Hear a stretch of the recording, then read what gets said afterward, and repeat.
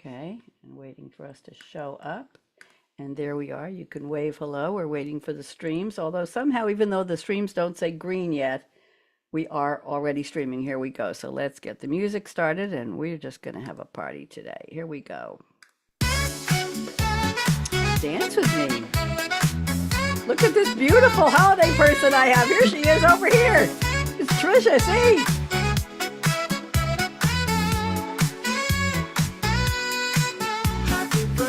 Happy birthday. Somebody's day. Not your birthday today, is it, Trisha? No. I would have said that. Okay, good. I had a guest co-host last week whose mother's birthday it was. See, I've got Let It Snow. Sideways, there we go. Okay, let's tell the Suno Orchestra they can take a break. Okay, guys and gals, my wonderful orchestra, thank you very much. Okay, I'll let them go have some goodies for the holiday. I'm Bonnie D here with a special guest. My guests are all special, but she's very special. Look how she's dressed up for the holiday. It's Trisha C. Copeland is one of her many names, Copeland. Trisha, would you please introduce yourself and tell everybody who you are and what you do? Thank you so much for having me, Bonnie. This is so much fun. Yes, so Trisha Copeland, I am an author. I write primarily YA fantasy, but also have a romance series penned under Maria Jane. When did you start writing and what motivates you? What inspired you? We want to know a little bit more about you. Okay, yeah. So I started writing, or I guess I started publishing in 2015. I wrote my first series about my experience with anorexia as a young adult. That is the Being Me series. So wanted to put out there my experience as well as showing hope, recovery, inspiration for those people struggling with really any kind of mental illness, depression, eating disorders, kind of all balls into one sometimes. That was my first series, and then just caught the writing bug. I jumped into fantasy really quick because I love vampires, witches, and all things fantasy. Do you have a favorite vampire character you want to tell us about briefly? Oh, wow. Where do I start? I will just say... Any girl vampires? Oh, yeah. Lots of girl vampires. Okay. I mean... I thought so. Yeah, I mean, I am huge fans of the Vampire Diaries and all of those series. And yeah, Twilight, talk to me about vampires. Give us the name of one of your vampire characters, a girl. A girl. So, well, I guess Elena becomes a vampire eventually in the Vampire Diaries. So okay, well, she's the main character. Look forward to reading about her. Thank you. Okay, excuse me. Here we go. It's time to cheer, to toast, to woo.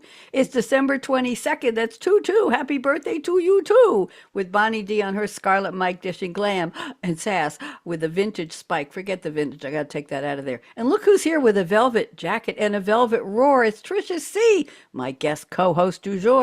We're naming names in the birthday game from Hollywood Heights to YouTube fame, plus wacky holidays and music history gold. Get ready, darlings. The fun is set to unfold. And I added this, excuse me, scratchy today. December 22nd is the 356th day of the year. In the Gregorian calendar, it's marked very clear. 9 days till the New Year's ball makes its fall. Then 2025's over, and happy 2026 to all. So grab your party hat, let the champagne pour. Trisha, it's 11:18 a.m. here. I think we could have a mimosa. I don't think it's too early. HB2U was lighting up December 22nd with glam and bam and so much more. So we'll get started here first. Popular music milestones. I'm going all the way back. Let's time travel to 1962. Acker Bilk's instrumental Stranger on the Shore. I can still hear it. It's an earworm. It finally dropped off the UK charts after 55 weeks. I don't know if you even have ever heard of the song, Trisha. The milestone stayed until Engelbert Humperdinck's Release Me, held for 56 weeks in 1968. So it was just 6 years later. The current record, and I know you know who this is held by Frank Sinatra's My Way, which charted non-consecutive weeks, total of 75 times it was on the charts. Wow, I did it my way. Okay, I didn't murder that too much. You've got the next one, Trisha. Go ahead. 1967, Pink Floyd played their last major show with Syd Barrett at the Olympia in London. The star-studded event, dubbed Christmas on Earth Continued, also featured performances by the Jimi Hendrix Experience, The Who, Eric Burdon, and the Animals, A Soft Machine, as well as others.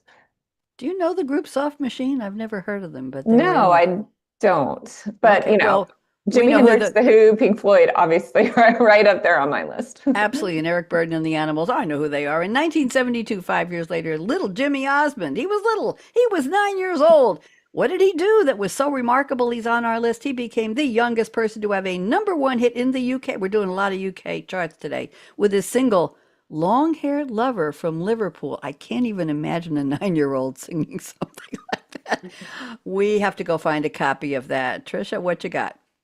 1973, Elton John, one of my favorite singers, began a 2-week run at the top of the UK album chart with Goodbye Yellow Brick Road. I can just hear it in my head. Oh, amazing. The LP became a sensation thanks to its hits Candle in the Wind, Benny and the Jets, and the title track, Goodbye Oh, Yellow Brick Road. there you go. Goodbye, Yellow Brick Road. Something like that. If Magical. you want to sing, you can go ahead and, You and don't do want better me than. to. Okay, well, I can't help myself sometimes. In 1979, Rupert Holmes started, and now we're back to the US charts. He said, well, oh, I'm mixing them up today. It's interesting. I use different sites from a music history. Rupert Holmes started a 2-week run. It is only number one on the US singles chart with Escape, the Pina Colada song. My goodness gracious.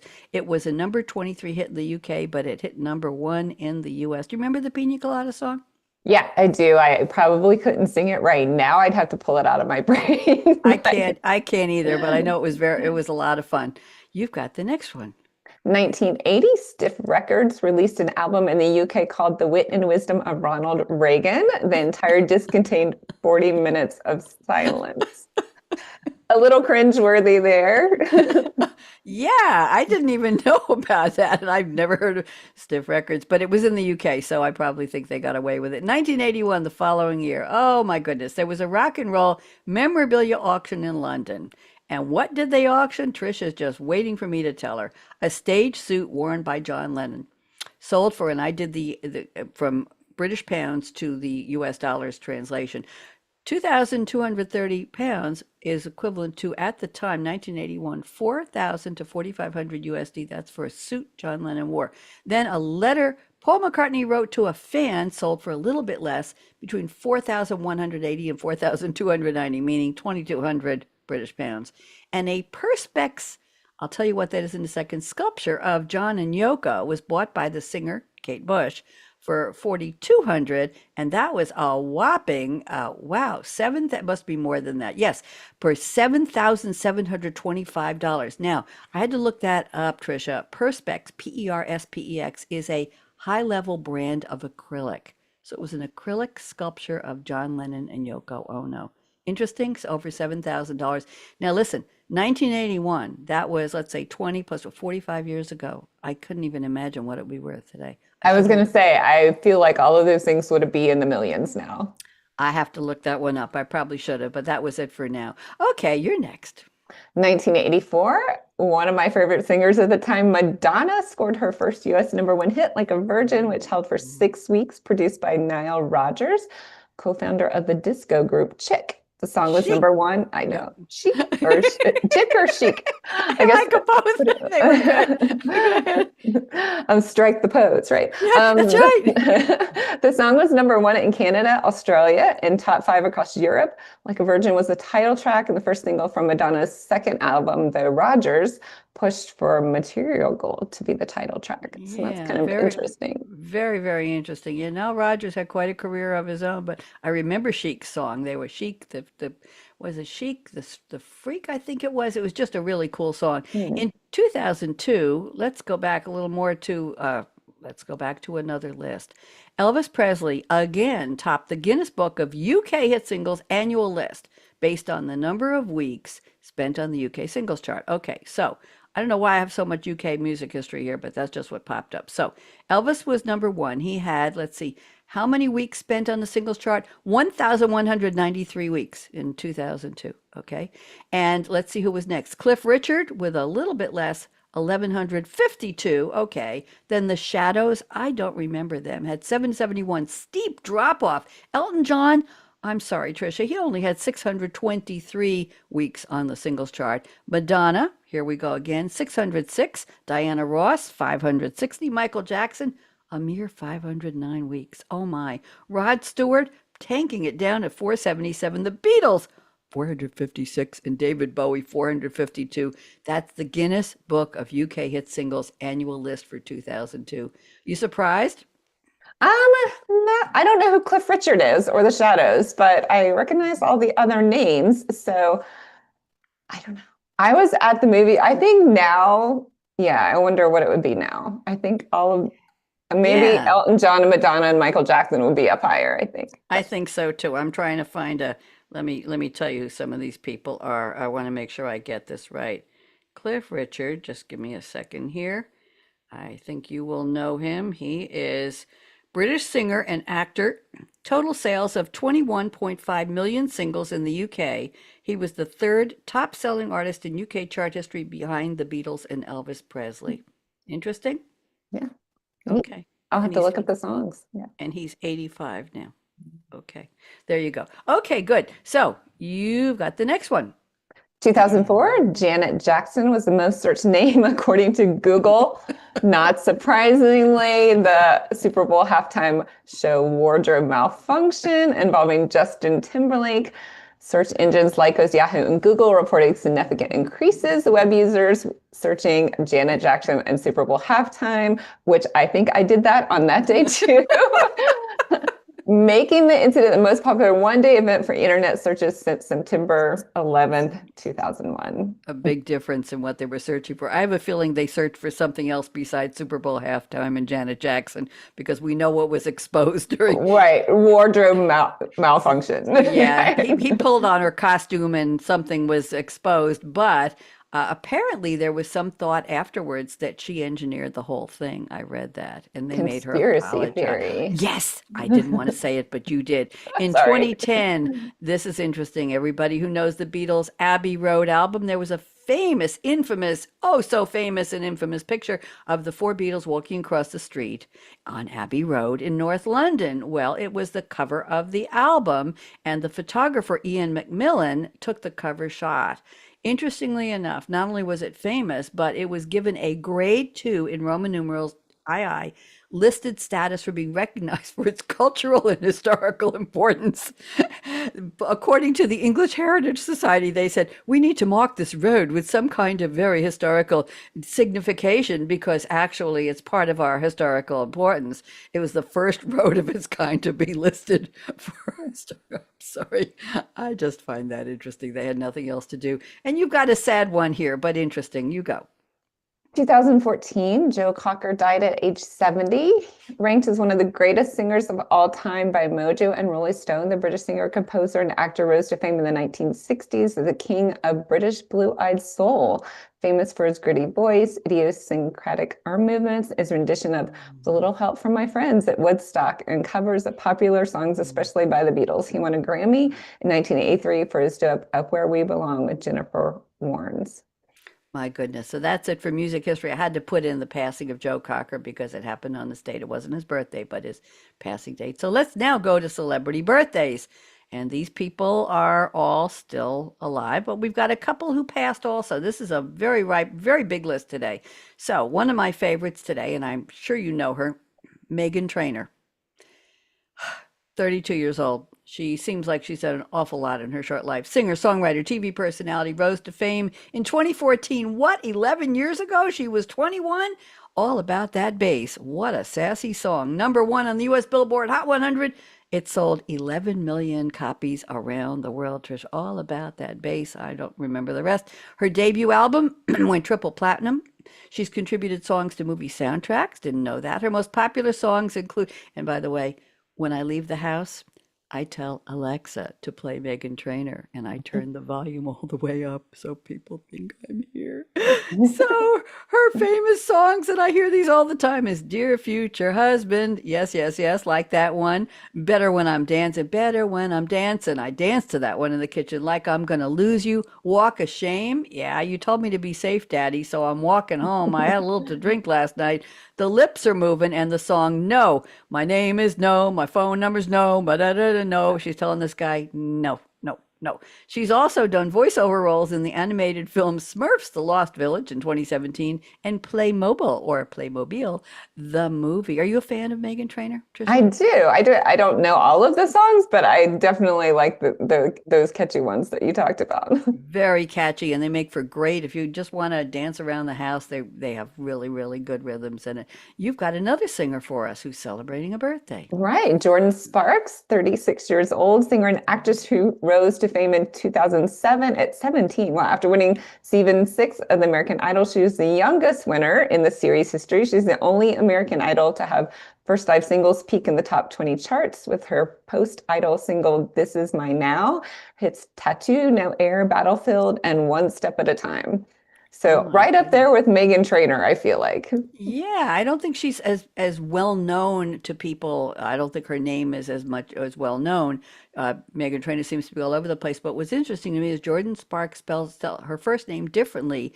It's Jordin, and that's an unusual. Usually it's YN or AN, mostly AN. So very interesting. Happy birthday, Jordan! And now we have a celebrated English actor, Ralph Fiennes. I don't know if anybody pronounced it Fiennes, but that's how I'm pronouncing it. English actor and director who appeared in the films Serious Work here, Schindler's List, 1993, English Patient, 3 years later, Made in Manhattan, a little lighter on the side there, 2002, The Hurt Locker, 2009, The Grand Budapest, or Budapest, they say, Hotel at 2014, The Menu, 2022, and Conclave, very big, important story about, I believe, the popes and the cardinals from 2024. He also played Lord Voldemort in the Potter films. I bet younger people know him mostly from that.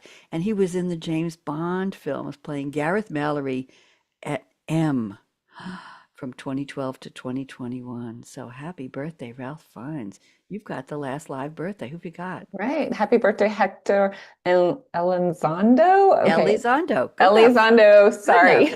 No, Age that's fine. 89. He's one of my favorite actors. I think he played in Valentine's Day, which is one of my favorite romance.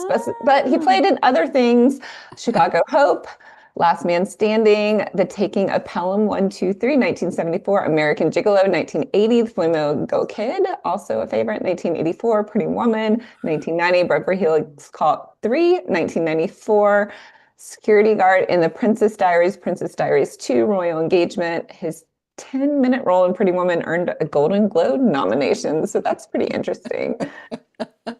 It's interesting. Happy birthday, Hector Elizondo. I was thinking that last night, well, today is Monday, so Saturday night, it was the season ender for Saturday Night Live, and Bowen Yang, who started out as a writer for SNL and became a cast regular, is leaving the show.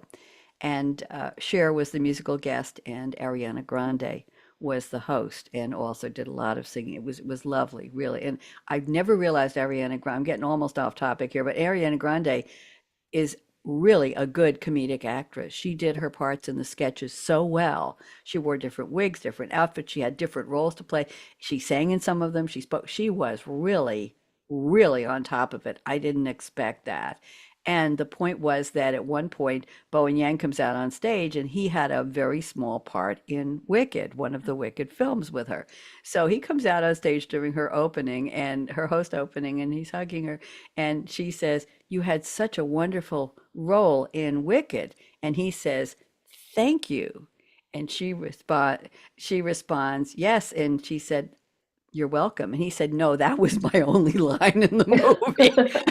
Thank you. So I was thinking of Ralph Fiennes or Hector Elizondo having a Yeah. 10-minute role in Pretty Women. He still got a Golden Globe nomination. So happy birthday to all. Now we have a couple of sad passings here a while ago. We have the Gibb brothers, as in the Bee Gees. Robin Gibb was older by 1 hour with his fraternal twin, Maurice Gibb. They're born on today, December 22nd, 1949. Robin passed away at the age of 62 in 2012, and Maurice in 2023 at 53. They were singers, songwriters, producers, along with their older brother Barry, who was the only surviving member, now at ripe old 79. They formed the iconic Anglo-Australian pop group, the Bee Gees. Global stardom in the disco era with the movie Saturday Night Fever. Oh, what a ride. Barry continues as the last surviving member. Now, they've sold only 100 million records. They were inducted into the Rock and Roll Hall of Fame in 1997. Their hits included the 1967 UK number one single, Massachusetts. I remember that one. And the 1978 UK and US number one, Night Fever. Oh, the Night Fever, Night Fever. I remember that from the movie. More than 30 UK top 40 hits, 9 US number one hits over 40 years. Maurice was musical director. He had humor. He played keyboards, bass, guitar, vocals, and he did songwriting. Robin had a distinctive vibrato, imagination, songwriting, and he sang the lead vocals in Jive Talkin', da da da da, and You Should Be Dancing. I taught a disco dance class with a partner years ago, and we called it You Should Be Dancing. Oh, fun. Cool beans. And you've got the next in memoriam. Go ahead. Barbara Billings B.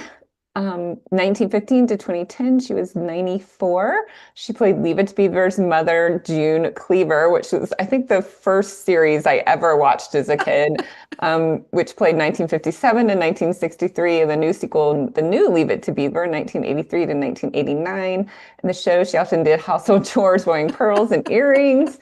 Interestingly, and her TV sons got taller, she started wearing high heels. So I guess she could look taller than them, although, they weren't supposed to be growing that much. One of the most interesting things to me is she played Jive Levy on Airplane, which I have kind of a familiar connection to that. So my uncle-in-law, I guess, his name was used as a character name on Airplane, so that was very fun. Aunt Martha, 1997 film Leave It to Beaver. Pre-fame, she fell in love with acting in second grade, participating in every school play. She attended Los Angeles Junior College. She traveled to Broadway with the Straw Hat Review. She was appearing in when the show closed after only 5 days. That seems premature, but she took an apartment and worked for $60 a week as a fashion model. She landed a contract with MGM in 1945 and moved with her husband to Los Angeles in 1946, and where he opened a steakhouse. She began her career uncredited with Three Guys Named Mike in 1951, The Bad and Beautiful in 1952, Invaders from Mars, which I want to go back and see, in 1953.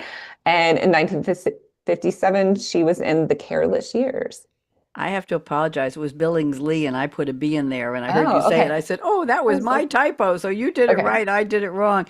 Yeah, she was really something. There are stories about the pearls and the earrings, but she was vacuuming with pearls and earrings. Yeah, Barbara Billingsley. She certainly left her mark iconically as a mother and what we call today. I think we can call her a household engineer. Okay, Trisha, instead of a house. Definitely. That's definitely a nicer name. We're going to do some social media star birthdays now. This young man is named Tanner Fox, Tanner. He's on YouTube and Instagram. And Trisha, I've noticed that anybody who has a decent following on any of these channels, YouTube, Insta, TikTok, they seem to be multi-channel. So they've got 1 million here, they've got 5 million there. They're posting on TikTok, they're posting on YouTube, they're posting on Instagram. They are basically not gaming. That doesn't sound right. That sounds negative. But they're learning how to play the game of being in front of different audiences who have different tastes in different things they like, different ways they like to consume their content. So I think I said that right. Tanner Fox is 26 years old today. Why is he here? Because he has more than 10 million YouTube subscribers and 4 million plus on Instagram. I'd say that's pretty successful. He is a stunt scooter rider. Just think about that. He demonstrates his skills, and he has owned multiple superstars that have been in his supercars. He's a superstar that have been in his videos. On Instagram, he posts adventures riding motorcycles, motor vehicles, skydiving, and he messes around on trampolines. Can you even think of the relationship of scooters and trampoline? I don't know. What do you think? Fun stuff. Yeah, definitely entertainment. Well, maybe he uses a trampoline to practice his stunts for the scooters because he might have to fall a certain way. or jump a certain? Well, I mean, gymnastic trampolining is a whole thing too. So, yeah. Really? Didn't know Mhm. that. Okay, well, not in my backyard. Okay, who's next? Age 24, Joe Albanese. He has 44 million or plus million fans. Posts breakdancing skills in his many different color wigs. He launched a YouTube channel in 2019 with a video of him doing a head spin. I bet that was interesting to watch. We have a multi-channel star here, YouTube and Instagram. We have Sophie Manassian or Manassian, however you want to pronounce it. She is all of 18 years old. She's young for this, 10 million subscribers and 3 million Instagram followers. Interesting. She's a dancer who posts updates on her dancing progress. Well, I don't know how you measure progress unless she's getting better at something. And she's also an actress. She also posts comedic content with her mom, and she posted a video called Halloween 2017 Michael Jackson Thriller Kid Dance Cover by Sophie Manassian. So happy birthday, Sophie. And Sophie is Sofi. Have you ever seen it spelled that way? I haven't. I feel like so many different names are spelled so many different ways that I yeah. know, I know. And you've got the So last one. right. Next up, Sauce. She is 25 today. Happy birthday. 750,000 subscribers and 664 million views. She's a Canadian YouTube who posts comedy content. Can you imagine if you had 64 million views of anything, Trisha? If you had, Yeah, that would be amazing. can you imagine having a million people buy your book? Can you imagine having, I don't select anybody for this birthdays list of social content creators unless they have 1.5 million, at least one, sometimes I have to bend it, but around 1.5 million either fans, followers, subscribers, and I'm not sure why those words are interchangeable, but they seem to be, and or views of one particular video that went viral. So that's how they get on my list. And I go through dozens of these to find them. There's a website for YouTube stars with a birthday on a certain date. There's a website for TikTok stars. There's a website for Instagram stars. So I'm sure that's interesting to somebody, probably just to me. Let's do an applause for all of our happy birthday. Happy birthday. Yay. Yeah. All right. Okay, kids, quiet. Oh boy, there's a noisy group today. Okay, good. Now let's go to our wacky holiday. We just have one, but we have a lot to say because I turned it into a holiday and a history lesson. And it's in honor of me, and I don't think Trisha has to admit that it's in honor of her. This is National Short Person Day, but I combined it with High Heel History Day. I've named the holiday High Heel History Day. So I'm going to start out with something a little sassy here. You do not need to answer, my special guest host. Don't say anything here. Is your view blocked at concerts? Do you have to keep up a slight jog to keep up with your friends' slow pace when you're running together? Are you still carded at bars even though you're over 30? Uh-huh. Well, you're the short friend. The classification of short differs depending on where you are and when you are and who you are. In the US, the average height for a woman is 5'5". I'm below average. I think you are too. And 5'10" for men. Didn't know that. In China, the average height is 5'2" for women and 5'6" for males. So a man considered short in the US would be considered tall in China. Interesting. Okay. Let's go back in history here. 3000 BCE, ancient Egypt, the first high heels, small wedges, were worn by wealthy and the royalty for ceremonial purposes only. Interesting. And let's gallivant all the way up to 200 BC. So we're decades, thousands of years later. Ancient Rome and Greece. High heels were worn mostly for theater to help distinguish the elite characters for their special storylines. Hey, he's tall. I bet he has a big role in that film, in that play. Yes, I know. He's wearing high heels. Okay, we won't look at the shoes. Hi, Tom. Okay, yes, go ahead. I'm getting all carried away. You've got some more history for us.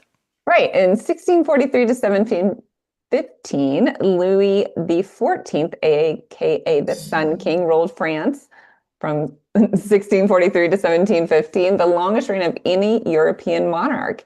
Louis's heels were elegant, curved high heels with a distinctive inward curve and flared base. I guess much like our high heels, our stilettos look now, Yes. right? Yep. I'm not a huge heel wearer because I can't walk in them. Maybe I should practice and I I feel used to. taller. I used to. I had quite a wardrobe of heels when I was working as a programmer analyst back in the day, and I sewed all my own suits and skirts, and I had beautiful outfits, and I bought shoes to match even in high school, special shoes, and I can't wear heels anymore. So we'll just leave that one alone. Tell us more, Trisha. Tell us more. Right. Louis XIV decreed that only nobles could wear red, with higher heels signifying greater power, creating a visual hierarchy as court, but no one can wear heels higher than him. It's sort of like you can't have buildings higher than the most important building. But heels are originally for men, emerging from Persian cavalry use. Hmm. So I'm not sure why they helped them in the military, but as women's fashion evolved, heels became associated with sex appeal and femininity and faded from menswear by the 1730s as a reaction to feminization. I think we can get a couple of. Okay, good. I like my sound effects here. In the 15th to 17th centuries, and I think there's some overlap here, chopines or chopine, Chopines. Have you ever heard of the word, Trisha? Because I I haven't. hadn't. They were extremely high platform shoes for women, popular in Venice and Spain, serving practical needs. For example, they would keep your clothes and your feet dry and clean if you were splashing around in puddles or running around in a field. I don't even understand that. And status display. We're still in status. High heels, you must be doing something good or important or different. Leave it alone. With chopines reaching 20 inches high, 20 inches, they needed an attendant to help them keep their balance. Chopines were worn by patricians and courtesans.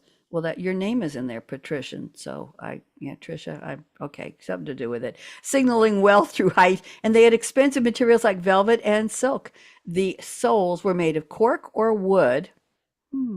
Platform shoes, often covered in leather, silk, or velvet with decorative lace and trim. Can you imagine a 20-inch platform of cork or wood even holding you up? They evolved from simple overshoes, chopines, to elaborate fashion statements, eventually declining with the rise of actual heeled shoes.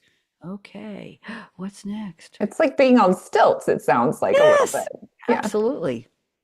1595, the first recorded high heel worn by a woman was Catherine de' Medici. I'm a big fan. In 16th century, Queen Elizabeth I was one of the earliest women to wear heels, but they were not popularized until later, as we've talked about. Now we're going to talk about a man and his height. We're back to short person day. 1804, Napoleon Bonaparte. He was considered short. Not true. He became the Emperor of France. True. He was actually 5'7", which was tall for Frenchmen of his time. The myth arose because, oh, Trisha, this is just terrible, terrible. The British liked to portray him, their French enemy, as Little Bonny, Boney, nothing to do with my name. And that Napoleon's taller guard, his soldiers who stood around him to protect him as Emperor of France, made him appear short because they were very tall. In his autopsy, he measured 5'2". However, French inches were larger than British and American inches. I'm not even going to go there. I'm sure there's some dirty jokes. He ended up banishing the Louis heels from Louis XIV, the Sun King, to help spread equality during the French Revolution. I did not know that. I can't even imagine. You can't wear those Louis heels, but I can. Okay, what's next? 17th to late 18th century, during the Age of Enlightenment, men stopped wearing extravagant clothing and high heels. There So you go. And let's came move out to of fashion, right? I know. In the 1830s to 1901 Victorian era, that was Queen Victoria's reign from 1837 until she passed in 1901. High heels came back in fashion with three main heel types. We had high heel boots, we had high heel clogs, and we had dress slippers. I like the idea of slippers, but when you and I probably think of slippers, I'm guessing we think of something soft and fuzzy with a bunny on it that you pat around the house in, not slippers. So when they were talking about fancy shoes for ladies back in Victorian era and Age of Enlightenment, they said, "Oh, your beautiful slipper." They meant an actual formed shoe, right? Like Cinderella's slipper, right? There, you Yeah. got it. Glass slipper. There you go. If the glass slipper fits, don't marry the prince. Okay, you've got the next one. Yeah, my grandmother was a huge fan of high heels. She was a model in her younger years, and she would not go anywhere without her high heel shoes. And in her later years, it was a big point of contention. I bet it was. I remember buying black velvet heels with a strap, not a strap, not around the ankle, but around the no, this was an ankle strap. Yes, attached to a little loop at the back of the shoe, at the back of the heel, and they went around the ankle. And I bought those when I was in Paris many, many years ago, and I wore them as long as I could. The sizes were different over there, but I bought two pairs, and they were just beautiful. And I've had some beautiful shoes. I have a few pairs of dance high heels now for when I was dancing semi-professionally, but no place to go and can't wear them anyway, but they look pretty on the shelf. Okay, you want to tell us about what's going on with people who are tall? And that's no, right? Go ahead. So in 1996, Tall Men's Shoes was founded in Southern California and becomes the leader in elevator shoes that discreetly increase the wearer's height. They also make shoes for women. On their website, we see it every day. Height is one of the most, it says on their website, height is one of the most frequently judged characteristics. Shorter men find themselves at a disadvantage at work and in social situations. They have to work harder to achieve the same level of success. I'm not really sure this is true, but this is what Tall Men's Shoes are saying. If trying to get you to buy their shoes. We believe that everyone should be able to stand tall. Since 1998, our company has helped thousands of men and women stand a little taller with our height increasing shoes. So this is really interesting to me. Have you seen the movie The Materialist? No. So in that movie, the main male lead character gets an operation. Now you can see my cat coming across the screen, Okay. perhaps. What's your cat's name? That is Smokey. He's probably thinking, how do I get out of here discreetly? Hi, Smokey. Mommy's almost done. It's okay. But yeah, so he gets an operation to increase his height by 6 inches. And What? what it says is 6 inches, but I looked it up online and you can get this operation, but the most that they can do it, and you can only do it in foreign countries, not in the United States, I think in India or somewhere like that. What do they do? Like little by little, and you're like in your lower bones, like the bottom of your leg. So that's not your thigh, but between your knee and your ankle, they start little by little. They cut the bone and put some more in, and then everything has to stretch, like the muscles and the tendons and everything. So then once those stretch, they put a little more in, a little more in. So this has to do over years, but the most they can do is like 4 centimeters. So the movie was interesting. It's like a current day movie, but it was interesting that they said 6 inches for this man that was now like 6'1". So that was a little bit stretched. Who starred in that movie? Didn't that one? Yeah, what is the girl's name? I'm bad with remembering I actors. have to look it up. Hold on. Let me see. Very if I good can movie though. The Materialist. Let's see what we've got here. If I could spell, I'd be a genius. Materialist. Materialist movie. Okay, here we are. Trailer. Young and ambitious New York City matchmaker finds herself torn between this is the one, a seemingly Yes. perfect match and her imperfect ex-boyfriend. And the director was Celine Song. It budgeted 20 million. Dakota Johnson, Chris Evans, Okay. and Pedro Pascal. Right. Yes. Pedro Pascal is the actor that plays the one that gets the height extension. And like, There we are. That's the one? maybe I gave it away. Maybe I gave the movie away, and it's kind of billed as a rom-com, but it's a little darker than that. Sounds a little dark. We've got to play a song for that. There we go. There we go. Oh my goodness gracious. Very interesting. I have to tell you that this note on their website, actually, it's a featured article on the tall men's shoes, that men have to work harder if they're shorter, and height is all. They say they conducted some psychological studies, or they were quoting some psychological studies, but I don't know about that. I know that we do look differently at men who are very short, like under 5'5". I think we look at them a different way, but short women, I was always the third on line in school when we used to line up by height, and a girl named Ellen was in front of me and somebody else was behind her, and I think I was always number 3 on line. I was right there with you, like number 4 or 5.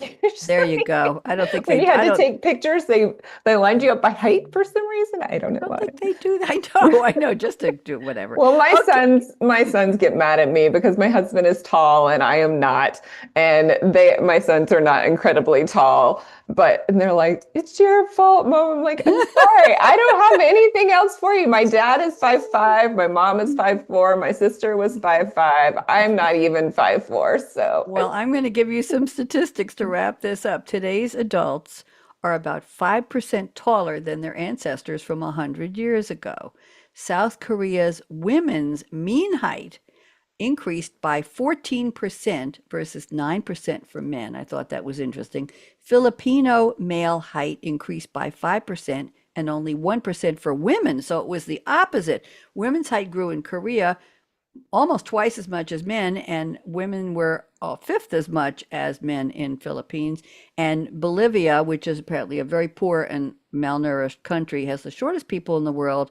The average height is 4 feet 11 and a half inches for both genders. And I had a friend who was a while ago who was 4 foot 11, and she kept telling people she was 5'1", and I told her to stop it. So on that note, we're just gonna go out and lower that a little bit.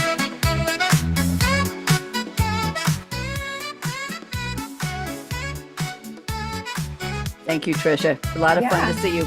I wish you happy writing, great success. Continue with the vampire stories and all of your other work in 2026. Come back and do this again with me next year, okay? Thank you. Best wishes to you. Thank you, everybody. I have another show tomorrow and one more next week to close out the year. 80 shows on HB2 this year. Bop, bop, ba-da, bop. We're going to lower the orchestra and we're going to say bye-bye to everybody. Trisha, wave goodbye.